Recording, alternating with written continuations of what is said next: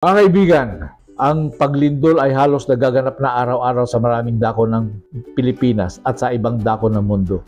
Dito, kamakailan lang ay merong lindol na 5.8 doon sa Sarangani. Mukhang papalapit dito sa Metro Manila. At bumubuga na ang kanlaon ng mga pyroclastic materials. Nagbabanta na magkaroon ng paglindol.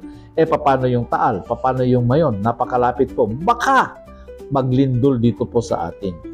Ano po ang magagawa ng pamahalaan pag naglindol? Kawawa naman tayo. Meron po. Ang isang dahilan ng paglindol ay ang West Valley Fault.